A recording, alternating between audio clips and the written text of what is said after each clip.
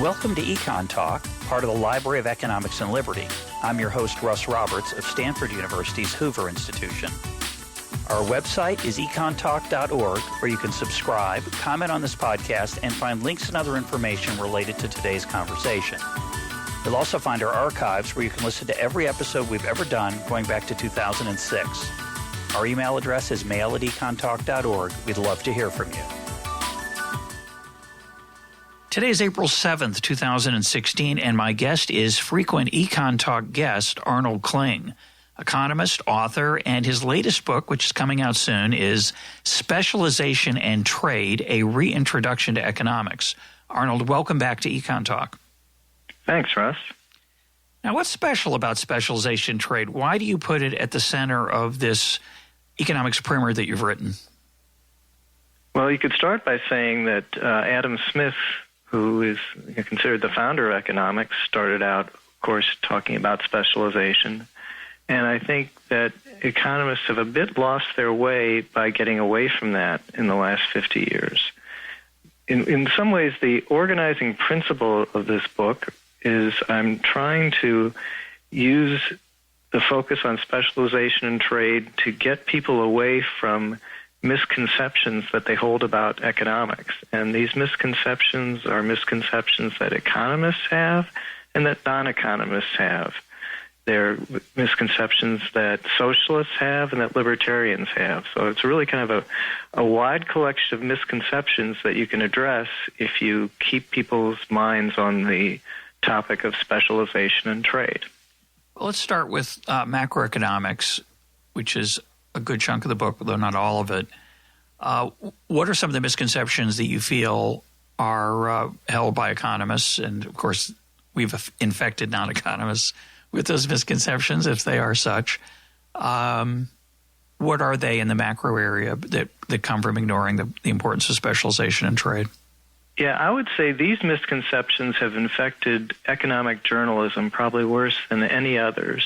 I think, boy, it's hard to know where to start, and I'll probably forget some of them. You should remind me. But one of them is what I call the Gdp Factory, thinking of the economy as producing just one type of good out of, homogeneous labor, homogeneous capital, as if it were one factory, one business, and thinking that what's happening when there's unemployment, that's caused by the business, people not buying enough from the business. Now, that makes perfect sense for one business. That is, if I have a business and people aren't buying much of my product, yeah, I might have to cut back on employment. But that's not a good way of thinking of an economy as a whole, which is constantly splitting up work and reconfiguring work into what I call new patterns of specialization and trade. So that's one misconception. Well, let's stop. Well, go ahead. Name a few more, if you'd like. Another way to think about it is, thinking of the economy as some sort of machine that you can operate with a gas pedal, and this gas pedal is spending. Again, that's just not the right way to think of the problem of organizing or coordinating economy. It isn't a matter of hitting the gas or operating it with a few simple equations. It's a matter of people readjusting and reconfiguring to new forms of specialization in response to changes primarily in technology, but also into tastes and to culture and other things. So when you accuse journalists, say, or economists of making these mistakes, one of their responses would be, well, of course we know there's not one big factory. Of course we know there's lots of different industries and sectors, and it's not just simply a matter of putting our foot on the gas pedal. How do you respond to that? Well, I think that they probably would come back with even stronger statements. Yes, we know we have a simple model, but at least it gives us some policy options. What are your policy options? And most of what I can come back with is that my policy options would be more microeconomic than macroeconomic. That you kind of have to help the economy as it solves this coordination problem. But I'm making a different claim, and I by the way, I have the same challenge you do in my views on macro, which is so now what? And we'll come to that later. I actually think you have some very interesting things to say. You're very modest about them because they're not as dramatic, perhaps, or as marketable as some of the things that people on the other side say. But I don't think they're unimportant. But I'm making the claim here that you're creating a straw man. Nobody believes there's a GDP factory. That's silly. That's not what economists believe. That's a parody. Defend your claim that that's the way they see the world. Well, look at sort of every. Okay, so what macroeconomists and unfortunately what I think economists live by in general is the model. If you've never done professional economics, this might be unfamiliar to you, but people write down a set of equations. They'll say, let Y be total output, let L be the total amount of labor, let K be the stock of capital. And I'm sorry, but when you're doing that, you are in effect reducing the whole economy to a single factory in your model. And I think economists have lost track of how far that model differs from reality and how important those differences are. It's as if accountants all of a sudden decided that their accounts really were the business. If you think about it, that accounting ledgers are not the same as a business. If they were, every business plan would be a successful business, but they're not. If accounting were everything, all the famous business tycoons from J.D. Rockefeller up to Mark Zuckerberg would be accountants, but they're not. There's a lot more to business than accounting. And similarly, there's a lot more to the economy than just these simple models. So let me defend the factory model. It's hard for me, but let me defend it here for a minute, which is the response, I think, of people who you've criticized here would say, okay, no, I understand that. Sure, it's a model. It's to simplify the reality, which is way too complex to model in any precise way. These patterns of specialization in trade that you're talking about can't be modeled very easily, if at all. So they're nice. That's lovely, but we've got to make decisions when people are out of work. And we know, both from our model and from the data, that there is a gas pedal. There is a way to stimulate spending at the factory or across factories, if you want me to be more realistic, and that's to spend more. You mentioned in passing this focus on spending. That is the dominant argument in macroeconomics over the last 70 years, which is when things go bad, if things are not going well, what we have to do is, obviously the reason they're bad is there's not enough spending. And so if the private sector, either investment or consumption, is inadequate to keep the factories humming along, government has to step in and use what's called fiscal policy to make up the gap. And that's pretty straightforward. My favorite moment, one of my favorite moments in macroeconomics in real life was getting to hear Joseph Stiglitz, a Nobel Prize winner, say in public that it doesn't matter what we spend it on. Government spending is going to help the economy. So is he just wrong? I think so. The theoretical argument for that, I think rests very strongly on this sort of misleading model of the GDP factory. And so a fallback position is to try to make an empirical argument. Just say, well, the data show that spending and monetary policy, which is another way to try to increase spending, which the press really tends to misunderstand. They tend to describe monetary policy as if it were, government spending money, giving you money to spend. But that's a different misconception. But in any case, the data on that are kind of the beauty of spending as a policy to fix unemployment is entirely in the eye of the beholder. my guess is we've talked before about the challenges of dealing with macroeconomic data, that it's not an experimental science. It's a bunch of observations, and people have statisticians or economists or anybody can interpret that data in whatever framework they like. And unfortunately, you cannot come up with decisive results that change anyone's mind. Again, that's something you've talked about with other people on the podcast, how rare it is for economists to change their mind based on statistical evidence. And I think that when that does happen, when statistical evidence is influential, it's almost always in microeconomics and never in macroeconomics. I mean, to my naked eye, and I think to a lot of people's naked eye, fiscal stimulus does nothing. But if you run it through a standard macroeconometric model like this Congressional Budget Office model, it works. But it works because it works. It works because it works in the model. It doesn't. The model.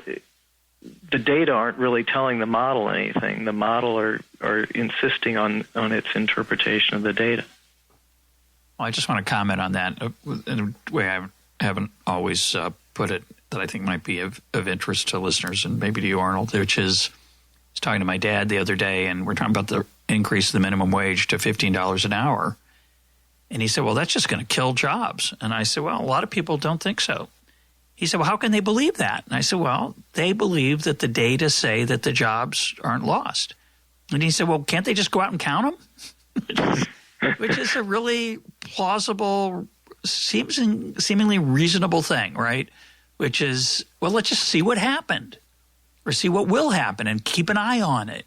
And similarly, when we spend $800 billion on so-called fiscal stimulus, well, let's just see if it created any jobs. Let's see if jobs went up. And, of course, in reality, and this I think is, when I think of all the different ways that I find econometrics depressing and data and economics depressing, this is maybe one of the most important ones, which is there's so little accountability. If you can't count them, which you can't, and the reason you can't. Well, didn't Garrett Jones try to do something sort of like that? You might have even had him on to talk about that. I'm not sure we talked about that. Well, we may have, actually. I'll go back and look. But it was a long time ago. So many EconTalk episodes under the it would have been about 2010. Yeah, or correct. Maybe even earlier. But, of course, the challenge there is that it's like asking how many jobs are lost or gained by a trade agreement. We just see how many factories were closed or moved to Mexico. But, of course, that doesn't count the jobs that were created elsewhere in the economy. And even David Autor, in a recent conversation about China, who tried to measure very carefully, again, not counting, but using statistical techniques, trying to isolate the impact of Chinese trade and trying to hold constant all the other stuff going on in the economy, concedes that he is not able in that framework to measure jobs that might have been created by the fact that we get goods more cheaply from China. So it's really important, I think, to think of this as it's not an easy argument to settle. You can't just look and say, well, let's just see what happened. The whole statistical analysis is attempting to isolate the one effect of this one variable. And I like the way you say we only have one economy. And that really limits our ability to do experiments. And as I said, with the naked eye, it looks like when we were sort of hitting the gas pedal the hardest with stimulus, employment was performing poorly. And then when we switched to austerity, and some people even said that's going to be horrible, or what they called austerity, that is, easing up on the gas pedal, the economy picked up, and employment especially picked up. So, to the naked eye, it looks like the gas pedal is meaningless. And to me, the naked eye is at least as valid a way of looking at the data as torturing it through a model. Well, they're all complicated because you don't know what would have happened otherwise, whether we would have added even more jobs if we had gotten back to the gas pedal. And my problem is I don't know how to assess that.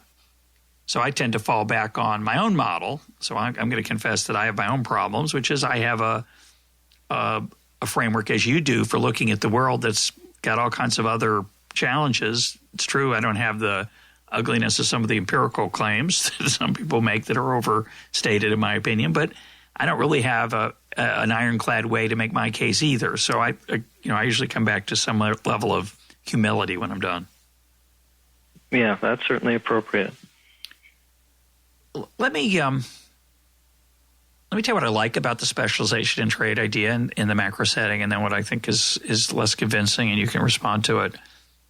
I think in the aftermath of the recession of 2008, the fact that there were thousands and thousands of construction workers and manufacturing workers who were put out of work by a combination of, say, increased trade with China, increased technology, a slump in housing starts, all those folks had to find new jobs, and I think focusing on what is going on at the micro level for them to be able to find those new jobs is very powerful. What I find less powerful is why the problem started in the first place. Although technology can disrupt the patterns of specialization in trade, it seems to me that other things that you're not as fond of, such as monetary policy, perhaps other rules of the game that the government imposes, those can have effects that are outside the specialization in trade. So for me, it seems like a little bit of an asymmetric world that you're selling, which is there are a lot of reasons why economies might stumble going forward, but when they have to recover, they have to be looking at these kind of issues that you focus on. What do you think of that summary? I'm not sure what criticism you're making. So you want to rephrase it? But you understand the praise. Yeah, good. So the criticism part is, there's two parts of the business cycle. There's the bust and then the recovery. I understand the recovery part. I think it's really useful to think about people having to reestablish creating value in their work life. They have to find an opportunity where the value they create is higher than the amount they take from the business in pay and compensation. So I think the speed of recovery is very much affected by the challenge of having to find new patterns of specialization in trade. I don't see that story being as effective in explaining why the patterns fall apart to start with, why workers get laid off. And there I don't want to go back to the GDP Factory, but I'm probably doing it implicitly in some fashion when I think about fiscal mistakes or monetary mistakes. Okay, yeah, I want to lean away from thinking in terms of fiscal or monetary mistakes. One thing that I'm willing to grant a lot of potential to is financial disruption. And let me just make a side. I'm sure I'm going to refer to this at some point. This may not be the most appropriate point, but Acemoglu and others have a working paper on sort of what they call network effects in the economy.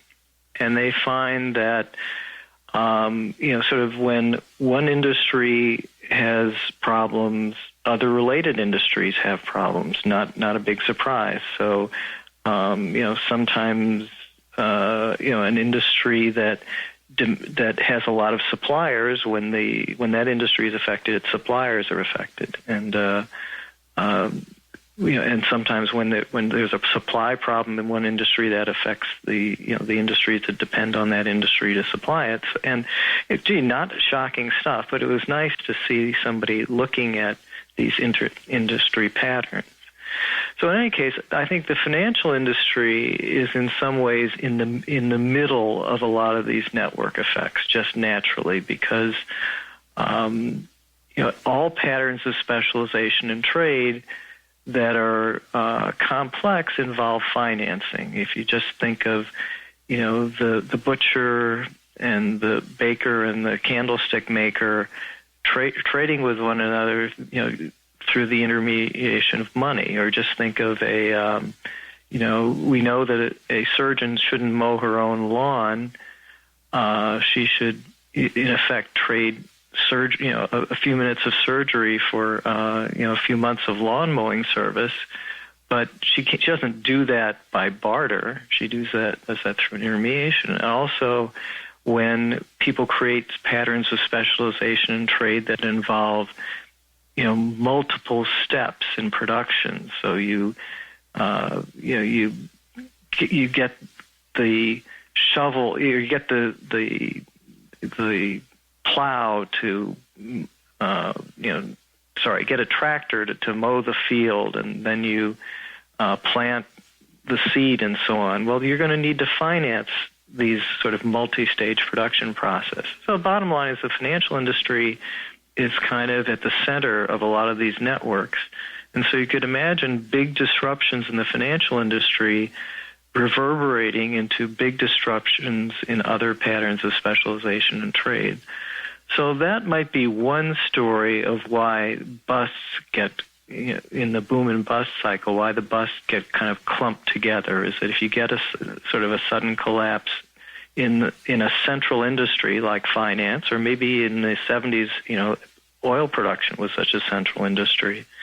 But again, finance can be a central industry, and if there's some collapse there, you can imagine that it takes quite a while for adjustments to reverberate throughout the economy. Well, you're not very fond of monetary policy as an example of what might cause it, and yet your story there does open the door to monetary disruption, whether they come from the central bank or changes in velocity and private sector response to interest rates, et cetera.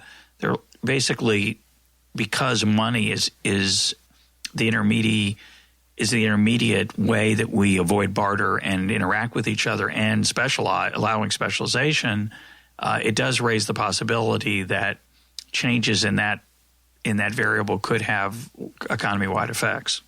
Yeah, two issues with that. First of all, I don't like the mechanical, an X% change in the money supply will cause a Y% change in another variable. I don't like that. And the other issue I have is I think people have a natural desire to kind of stabilize and adapt to sort of conditions involving money. So I think prices tend to be much more stable than you would think if you thought that there were these sort of automatic sort of responses to the money supply.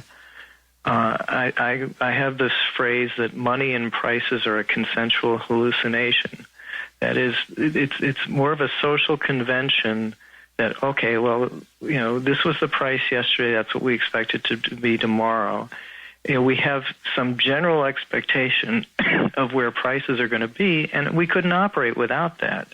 If you're going to buy some equipment and hire some workers, knowing that what you produce might not appear for another year or two, you have to have some notion of what general prices are going to be a couple of years from now.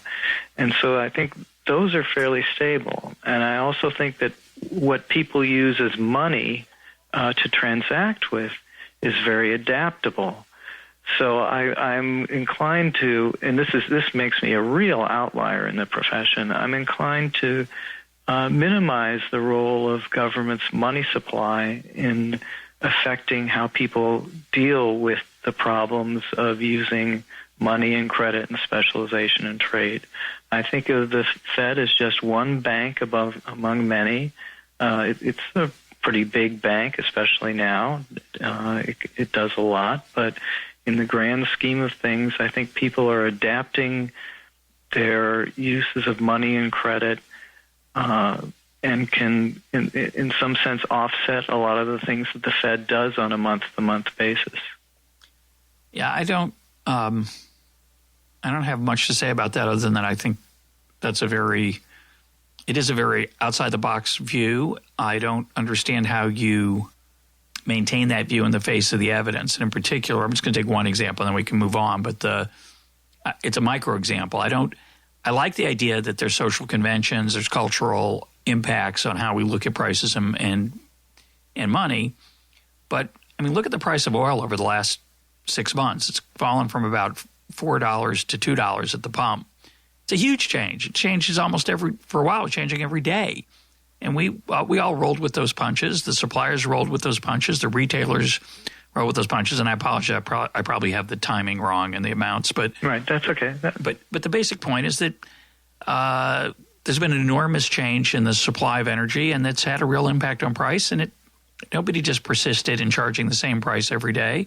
Supply and demand is very powerful. So I don't understand your skepticism about those kind of market forces, or maybe I'm misreading you. No, I think that it's good that you asked that because it lets me clarify.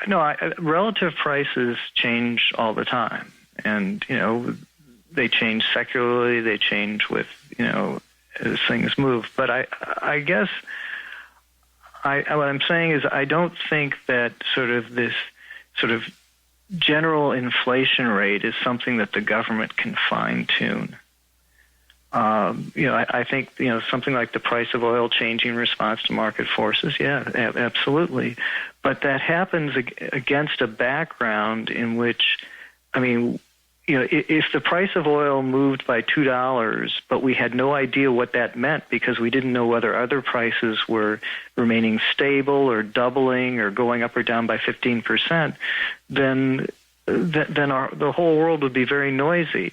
The reason that the price of oil is meaningful and we understand the impact of it is that we have a sense that at the moment most other prices are roughly stable.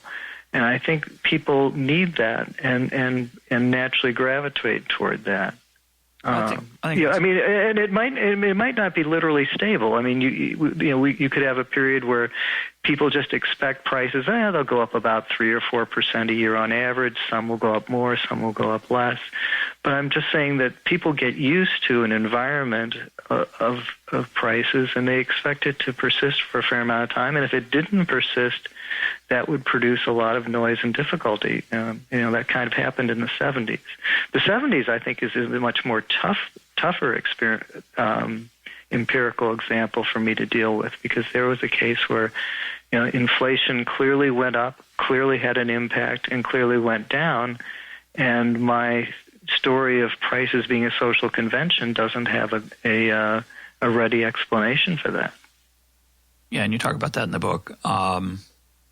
So let's move on to political economy. I'm going to read a quote from the book, which I really love. It kind of captures, I thought, your one of your sort of tenets of the way you think of both politics and economics. Here's the quote.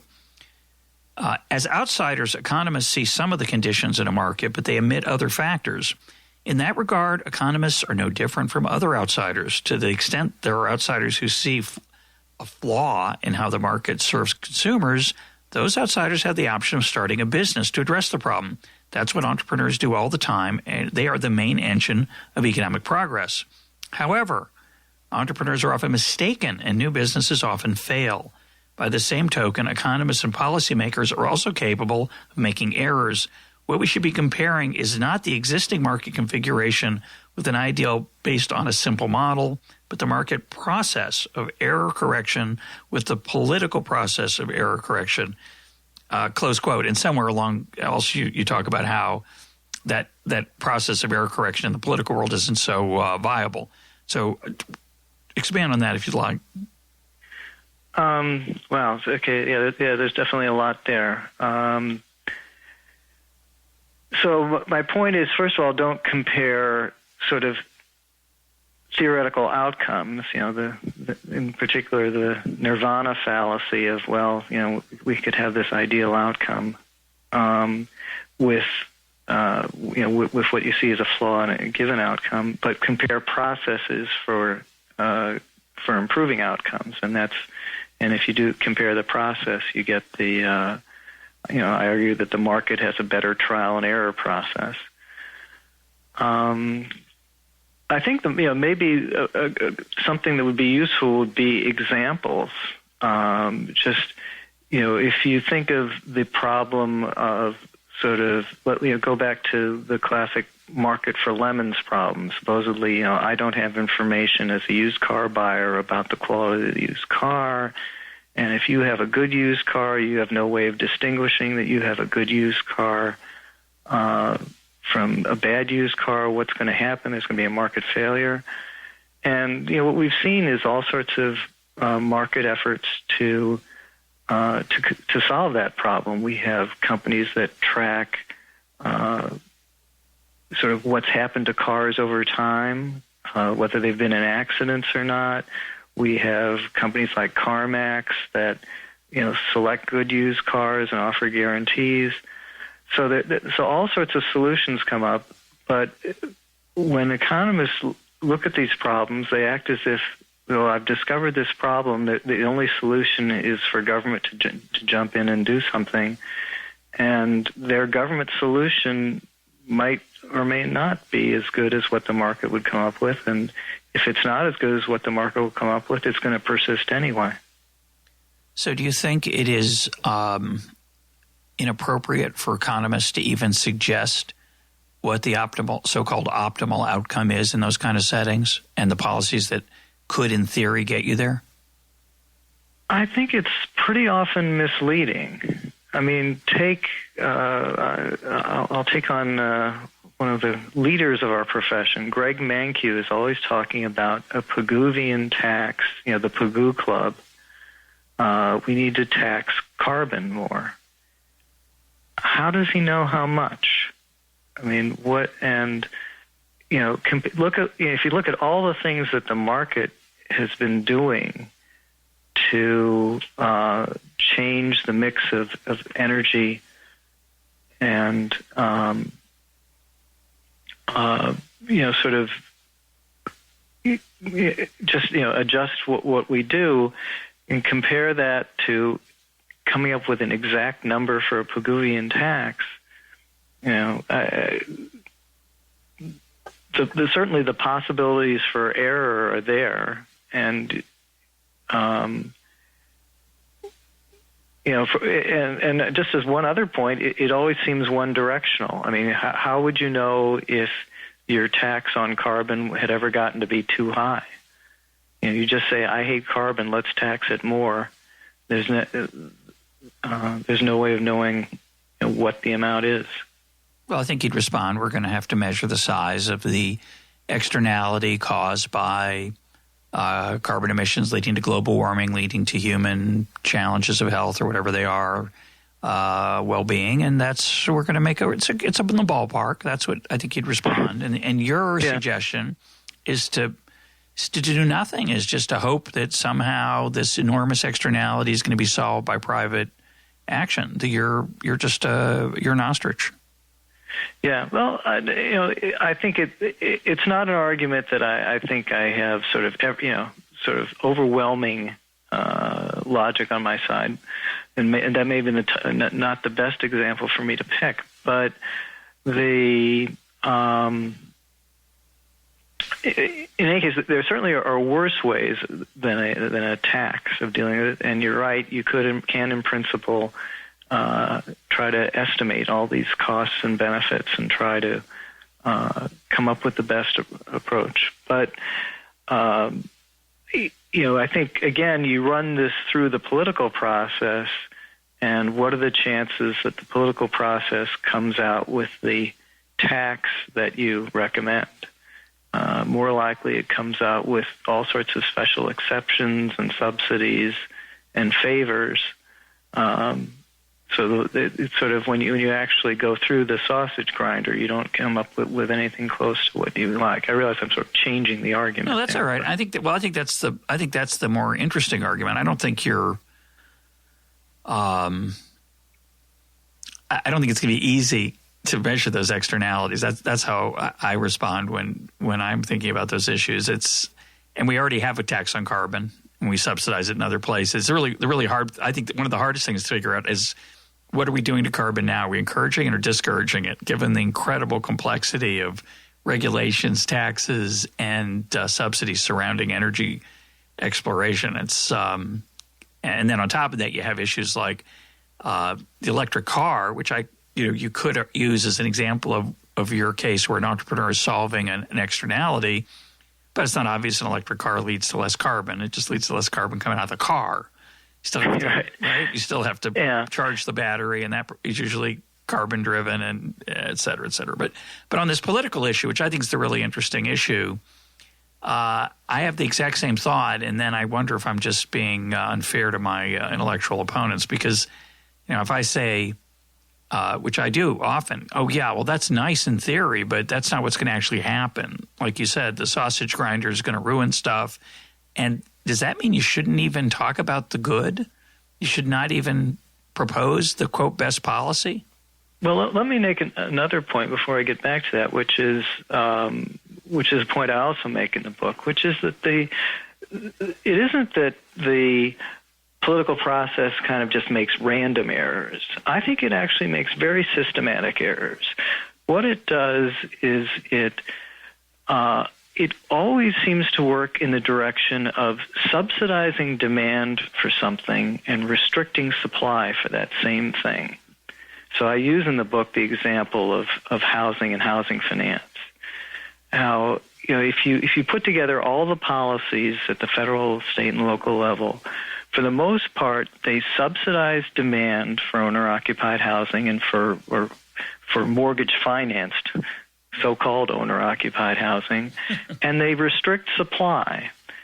And if you think of the economic theory of public goods and externalities, that's almost never going to be the right policy. Because the theory of public goods and externalities is usually, well, we're producing too much of a good that has a negative externality, like pollution, or we're producing too little of a good that has a positive externality, like vaccination. And so you either want more of the good that you're producing too little of, or less of the good that you're producing too much of. But if you subsidize demand and restrict supply, you don't get more or less necessarily. All you get is a higher price. And if you think of that in terms of who benefits, the people who supply the good benefit from the higher price, and the people who demand it don't benefit, although some of them get compensated by the government subsidy. Yeah, they're insulated a little bit from those. They're insulated, and that really gets back to this core issue of specialization in trade, because as going back to, as Adam Smith recognized, when you specialize, you have a very strong interest in the market in what you produce. You have a much more diffuse or dilute interest in the stuff in which you consume. So the politics are always going to push in this direction of subsidizing demand and restricting supply. That's the way the politicians can please the people who care most about the product, the suppliers, and still kind of appease the consumers a bit. The burden's falling on the spread widely diffused across taxpayers. Yes, right, and so that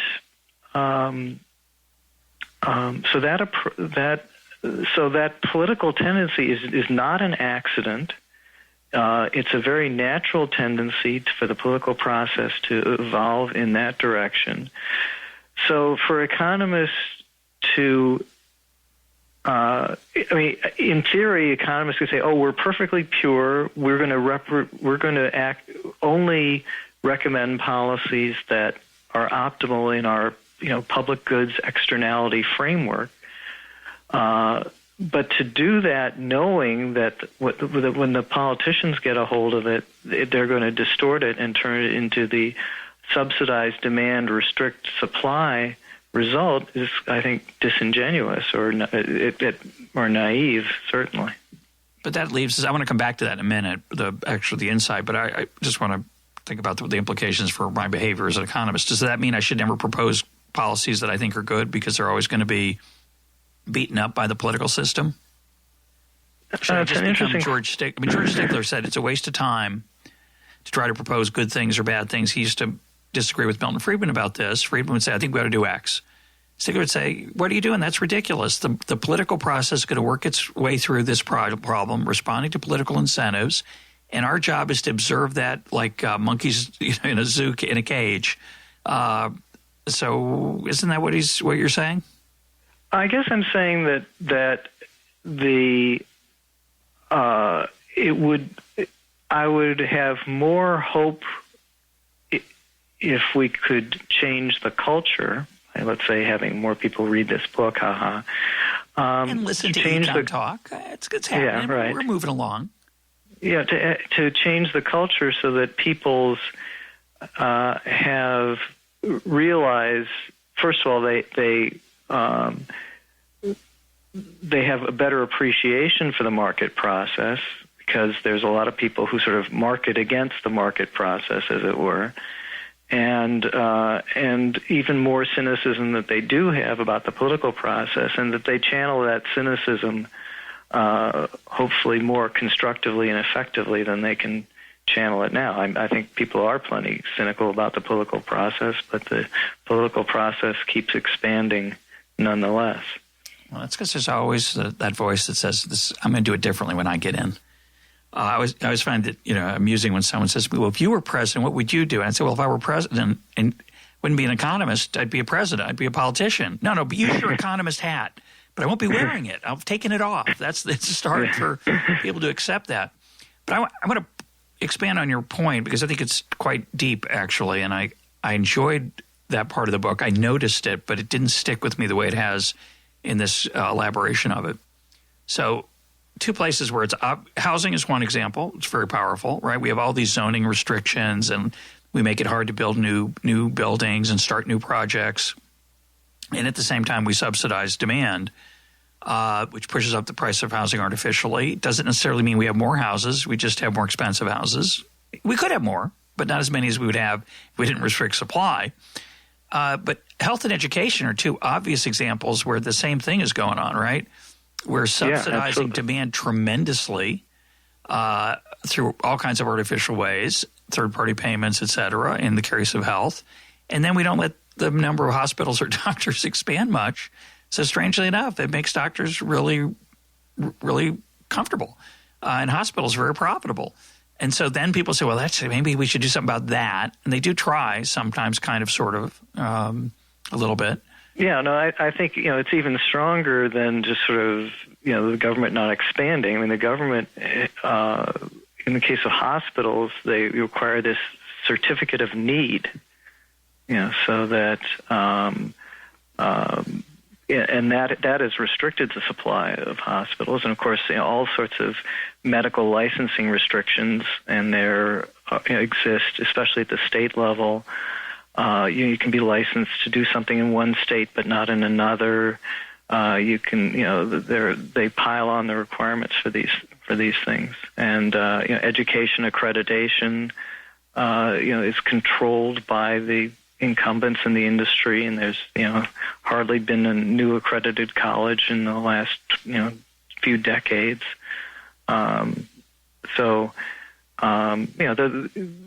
They really are very active in restricting supply. It's not just they're not adding to it. They're active in restricting supply and subsidizing demand. And I think it takes 2 seconds to think about that and see how absurd that is. That it's sort of like chasing your tail, and yet economists don't point out how absurd that is. They act as if there's actual public policy going on, when what's going on has nothing remotely to do with any economic theory of externalities or public goods.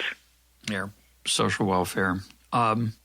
Let's shift gears. That was very interesting. I want to shift gears and go back a little bit to the issue of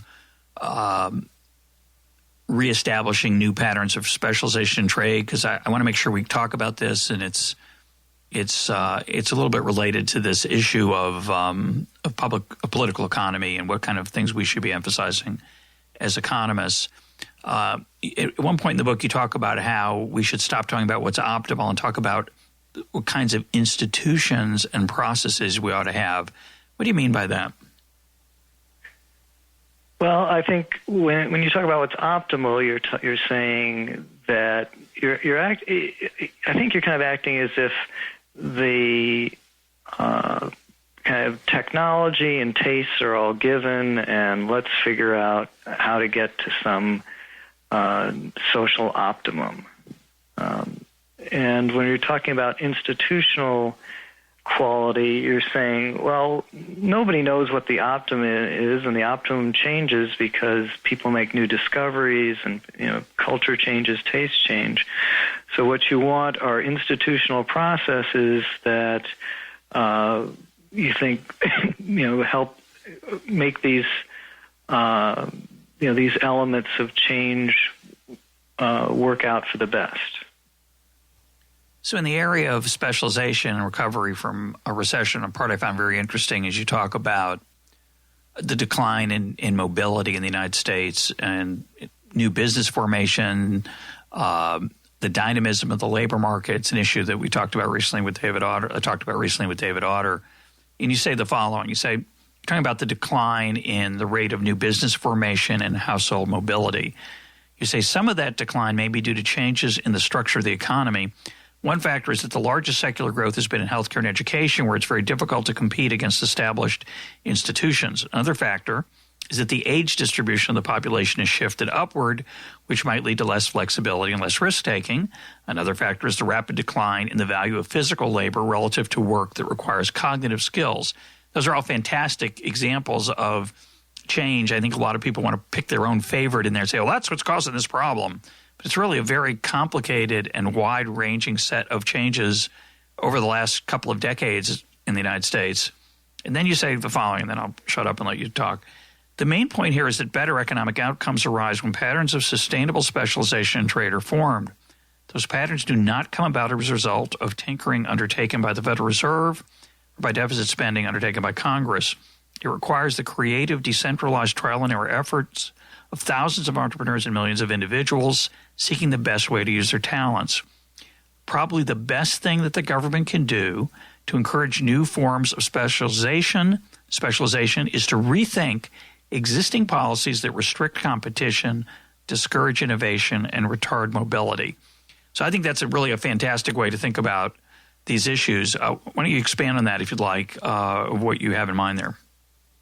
Okay, so things that specifically, sort of retard innovation. One is, the restrictions on entry into education and healthcare. I think that there's just tremendous entrepreneurial potential there. There's certainly a lot of entrepreneurs who want to get into education, but most of them wind up trying to serve the government as the client. Similarly, in healthcare, there are a lot of entrepreneurs who want to get into that, but the most profitable thing to get into are things that the government is leading the charge on, like electronic medical records.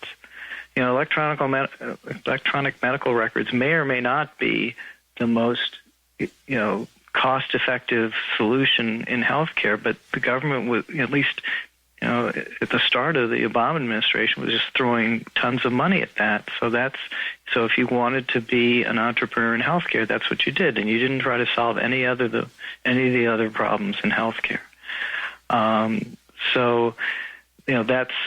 That's one example of impeding mobility. The credentialization of many professions, I think, that's gone up from what I think even this year's economic report, the president got into that issue that somehow like 5% of jobs at the end of World War II required a license, and now it's something like 30%. That's excessive, and that's and that impedes mobility. Let me throw out another thing that I think impedes mobility is the linking health insurance to employment. I think that does a couple things. One is it has a tendency to lock people into jobs. Another is it's a big tax on employment. I think we now tax sort of low-wage employment higher than just about any other activity I can think of because of the payroll tax being so high and the requirement that employers provide health insurance. And that just puts a huge barrier into experimenting with hiring people and trying to come up with new ways of using people. I think if I could wave one magic wand today, it would be to reduce payroll taxes and offset that some other way, either higher income taxes or, preferably for me, lower government spending. Well, I'm not sure that would make a difference, but I think smaller government, which would be a way to get the tax lower, would be a good way to get there. But that's just my philosophical view. It is interesting that the market is looking for ways to get around those inflexibilities in healthcare and in education. The technology of MOOCs, the digital revolution in healthcare, the potential to visit doctors online in virtual ways. These are all happening. The regulatory framework is not really prepared for it. It's somewhat similar to what's going on in transportation, right? There's all kinds of innovation going on that are solving what I would call government failure, ways that have restricted that you're talking about. And but that's actually a good example. I mean, look at how rapidly Uber is having an impact on the economy. And suppose you tried to do anything comparable in healthcare. I mean, the simple fact is that the taxi medallion owners were too slow and too politically weak to stop Uber. But if something like that showed up in higher education or medical care, in some sense it probably already has shown up, it gets killed. Well, it's not going to. I wouldn't say it gets killed. I'd say you're right. It gets people fight back against it. I think it's unclear what's going to happen there, and I think the potential in healthcare is going to be much more dramatic because not only are the restrictions bigger, but also the potential gains are so large that people will fight very hard to get those barriers gotten rid of and destroyed. So I think it could be some serious changes there. Well, we'll see. I mean, to me, health insurance as it's structured is just, on the wrong track. It's not really insurance; it's a prepaid health plan. Yep. And yet, I would say if anything's happened over the last several years, it's been to entrench that further in the name of so-called reform. So I'm not sure I'm as optimistic that it really will be a battle between the entrepreneurs trying to innovate and the incumbents trying to protect existing rents. And I'm not sure I would bet on the entrepreneurs so heavily in healthcare and education. I wish I could. Well, I agree with you that they're not going to win in the sense of allowing more competition within the current framework. But I think there's the potential for technology to destroy the current framework, somewhat akin to Uber, right? So it's not going to be easier to start a medical school. That's not going to change. It's not going to be easy to be a doctor without certification, licensing. That's not going to change. What's going to change is it potentially could be so inexpensive to solve certain healthcare problems via technology. I won't need to go through the current system. There'll be an alternative. So we'll see. Yeah, well, that's an optimistic view. I'm not sure I'm optimistic, but that would be if that could happen. It would be I would be optimistic about it having a big impact. We'll see. I want to close with a metaphor you talk about in the book, which you and I have talked about privately in our conversations, and we talked about it here on EconTalk with Jim Otteson a little while back, which is the camping trip that G.A. Cohen, a socialist, has proposed. Talk about the metaphor of the camping trip and why you don't like it. I find it extremely interesting because I think it really captures what people don't like about market forces and what they do like about top-down alternatives. Okay, so imagine you were on a camping trip and somebody just said, let's organize this as a market economy. You'll be paid a certain amount for peeling potatoes. You'll be paid a certain amount for setting up the tent. People would say that's kind of crazy. I mean, here we're friends. It's sort of obvious what we all need to do. Let's just all pitch in and do the camp. And I think that's absolutely valid for a camping trip. The bad move is to say that camping trip then is a valid metaphor for the economy as a whole, because it's not. Several things to notice about the camping trip. First of all, the tasks that are needed are relatively simple. There are very few people. You see all the people on the camping trip. There's 6 or 8 or maybe 10 people on the camping trip. So you don't have to organize and coordinate lots of people. But above all, when you go on that camping trip, you take with you stuff that required millions of tasks. Where did the clothing come from? Where did the pots and pans come from? Where did the tent come from? Well, all these tasks that had to be coordinated. So you're pretending that all those problems of coordination didn't exist when you say that that the whole economy can be run like a camping trip. The other thing to think about is that on a camping trip, the tasks are all approximately equally, difficult or undesirable, and people's talents at them are probably approximately equal. In the real world, people's talents and inclinations are different, and the sort of difficulty and pain involved in, or not pain, but discomfort involved in different tasks is different. So, I would love to be, let's say a professional guitarist in a world where each according to his ability, where sort of we could decide what we want to do, self-organize, spontaneously decide what to do. I'd like to be a guitar teacher, let's say. Probably nobody would like to be, a sanitation worker or a chicken farmer or something like that. So how in a socialist economy do you get people to be chicken farmers or sanitation workers? It's at that point you have to use pretty heavy-handed coercion if you're not going to pay them. We could just take turns like you do on the camping trip, right? You usually rotate, or in the dorm room that we share, we rotate.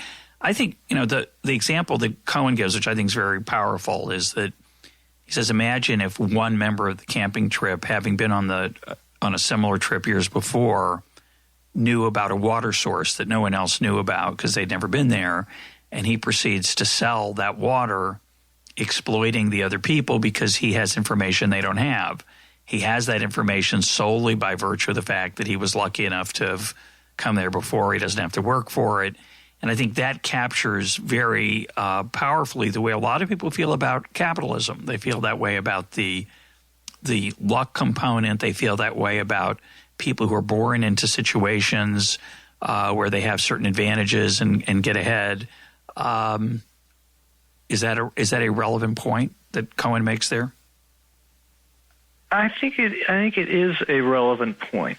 I think that there's again, relative to nirvana, there is something ugly about capitalism. There are going to be advantages that people have that you can consider to be unfair. The challenge is to come up with something better, and there you end up, and especially the challenge is difficult given the complex coordination problem and the lack of information. There's just nobody who sits up there in the throne dispensing cosmic justice. We're all kind of equally ignorant about a lot of things, and we know a lot about a few things. And the question is, how can we coordinate given those limited information sets that everyone has? And I think one of the problems and one of the misconceptions that both non-economists and economists have is they act as if there's going to be somebody out there who has so much information that they can dispense cosmic justice. And it's frustrating that nobody's in that position, and when nobody's in that position, what do you do about it? And I think the best thing, unfortunately, or fortunately, is to let the market process work itself out. It's often a better solution than to give somebody the power that they would use effectively if they had this overarching knowledge, but then have that confront the reality that their knowledge is just not at all commensurate with their power.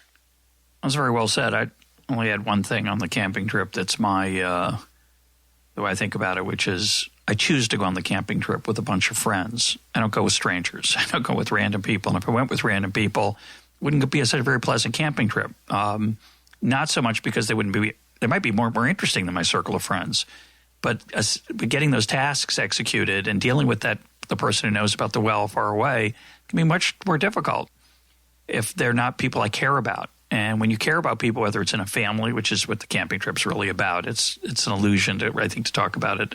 It's somewhat of an illusion to suggest it could be a wider range of folks, but it's friends or family, either one. We solve those problems all the time because we have information about them and we care about each other. And I think with the camping trip, to me, the nirvana part of the camping trip I like the idea of is it would be nice to live in a world where people would be happy to work as sanitation workers and serve other people. That's not the world we live in. Most of us, it's not clear who should be that loving of other people, even if they were that loving, why it should be put on some people, not others. Whatever you call the negative tasks or the tasks by the way, I assume some sanitation workers find their job satisfying and relatively pleasant to think about cleaning up things. Maybe they, just because I don't find it appealing doesn't mean others don't. But I think that's the essence of your point, which is we're all different.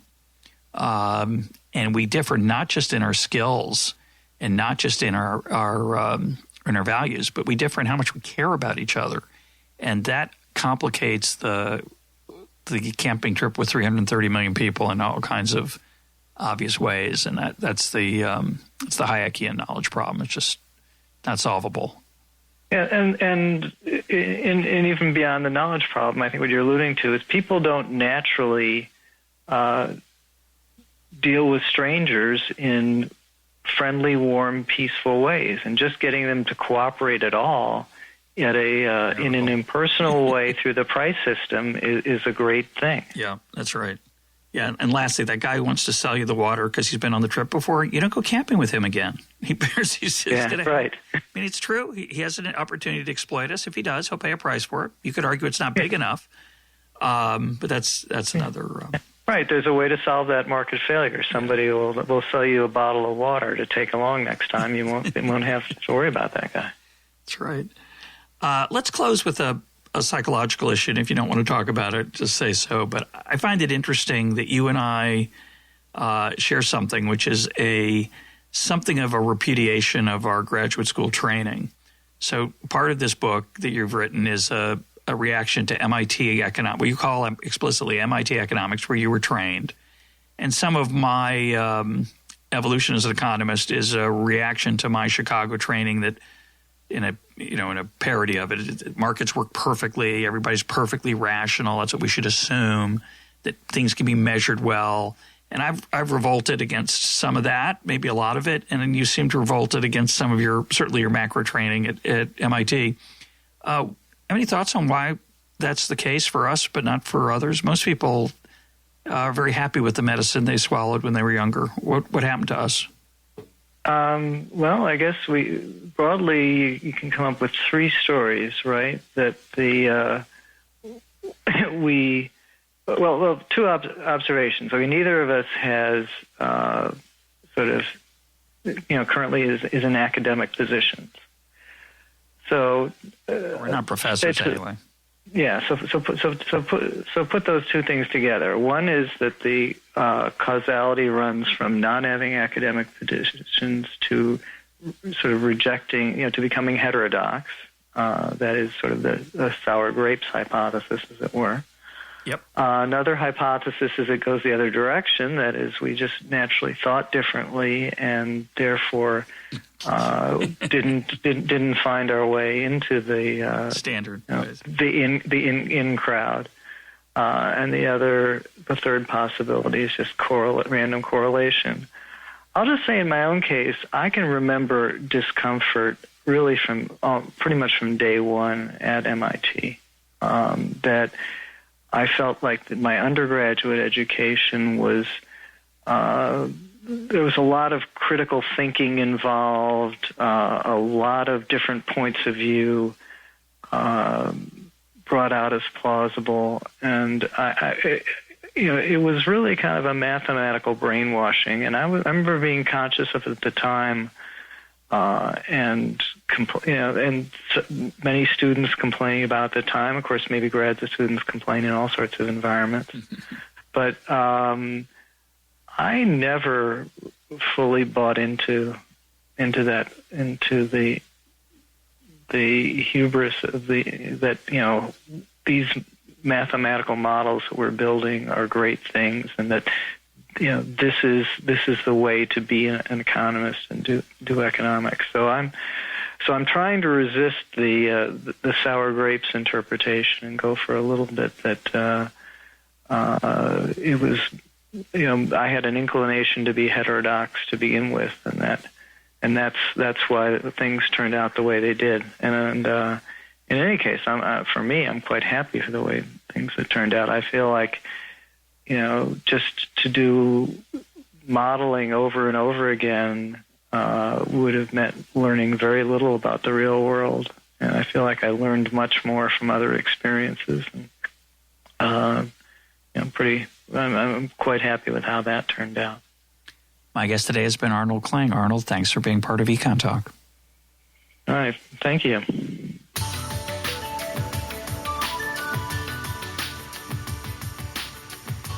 This is EconTalk, part of the Library of Economics and Liberty. For more EconTalk, go to econtalk.org, where you can also comment on today's podcast and find links and readings related to today's conversation. The sound engineer for EconTalk is Rich Goyette. I'm your host, Russ Roberts. Thanks for listening. Talk to you on Monday.